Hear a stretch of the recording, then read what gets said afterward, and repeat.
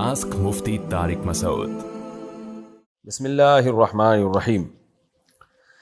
کیا صفات باری تعالیٰ کو مخلوق کے ساتھ مخلوق کی صفات سے تشبیہ دینا شرک میں داخل ہے؟ جی، اگر بالکل اس طرح تشبیہ دیتے ہیں کہ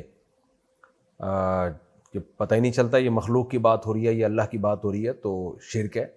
لیس کمثلہ شیء، قرآن میں اللہ تعالیٰ کہتے ہیں کہ اللہ کے جیسا کوئی بھی نہیں ہے، تو نہ ہی اللہ کی صفات کی نفی کی جائے گی اور نہ ہی اسے مخلوق سے تشبیہ دی جائے گی۔ اہل سنت والجماعت کا مذہب یہی ہے کہ تشبیہ اور تعطیل ان کے درمیان میں رہنا ہے، نہ اللہ کی صفات کو مخلوق سے تشبیہ دینا ہے اور نہ ہی اس خوف سے اللہ سے صفات کی نفی کرنی ہے کہ یہ صفات تو مخلوق میں بھی پائی جاتی ہیں۔